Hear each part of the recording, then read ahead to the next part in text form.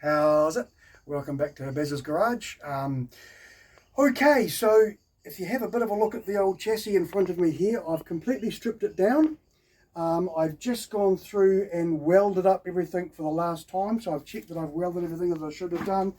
So I've got welds in the front, welds to hold this front end all together. The accelerator pedal is now fully welded in, the fully welded onto the steering. All the side panels are welded, the pedals welded, all the seat mounts through here, all fully welded. So yeah, we are now ready to start doing the reconstruction. So the other thing to see is up onto here.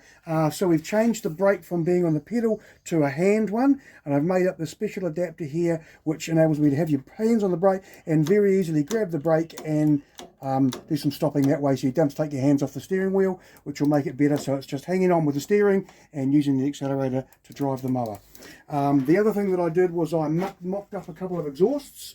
So this is what I've mocked up here. So effectively one will go like something like that, and the other one will go on the other side, and it'll bolt up through here, and they'll be both coming up on the side of there. And then we've got space to put the chrome extensions on the other side, because obviously the chrome extensions will obviously make it go faster.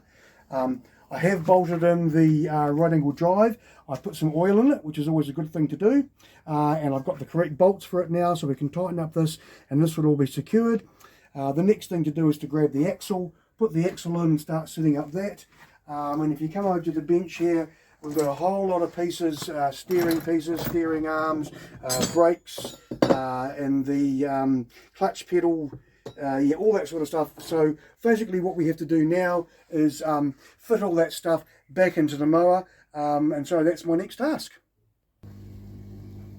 Alright, so we're starting to assemble up this back end a bit more than before. So we've put on the sprocket, and we've tightened it up and set it up in the correct place, and we've checked the alignment through to the right angle drive. All looks pretty good, and obviously adjusted the tensioner down here, so the tension's not too bad. Now, one thing I noticed was that when I bolted up these two bolts here to clamp it onto here, the Allen key was still a little bit loose. So what I've done is I put a little bit of Loctite, and if you come on this side, you can see the little bit of Loctite there.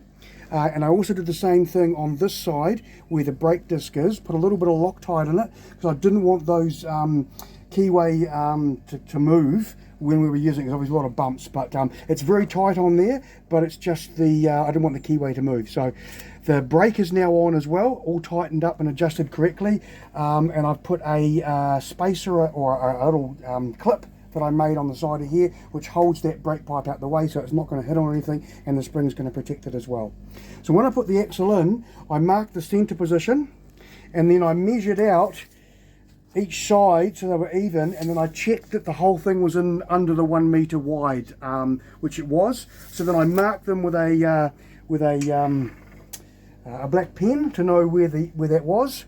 I then unbolted the rim, and I've actually put a dab of weld onto the inside of the rim on the part that bolts onto the go-kart attachment. So I put a double weld on there, which will just stop these from coming loose, and it'll enable us to not fall out when we pull it apart. And the last thing we had to do was put the big nut on it and tighten it up. And it's a bit tricky to get in there with the socket to tighten it up, but we got there in the end and got that all sorted. So effectively now the back end is in. Obviously we're tightening everything. We're tightening the grub screws on here on the bearings so that it can't move sideways, and we've also locked in the end of the hub. So I'm going to do the same thing on that end, and then this rear end will be all fully assembled, and then I can move on to the front end.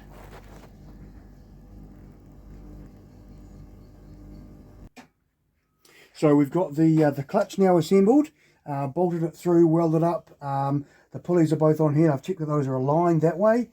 We've attached the clutch rod here, which we can adjust once we work out how much movement we need. That's now fully welded onto here, comes through to the pedal, and obviously we've got the full actuation there. So we're going to do some adjustments on that and check how it's going to work, but it's basically back together again.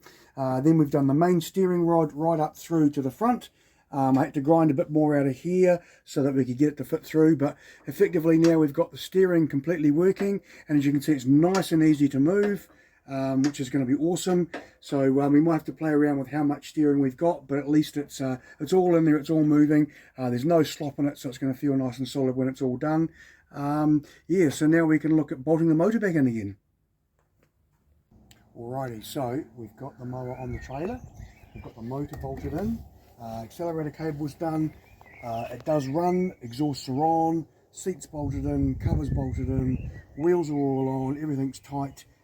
So effectively all we're going to do is we're going to head off to, oh, you've got the bonnet too, the bonnet. So the bonnet yeah, doesn't quite fit on there on the trailer, but the bonnet goes on here. Yeah, so it looks a little bit like that. So we're going to head off to a paddock tomorrow, and we're going to have a bit of a fang on the mower and see how it goes. So we'll report back once we've had a bit of a road test on it and let you know how it went. Until next time, Baz's Garage.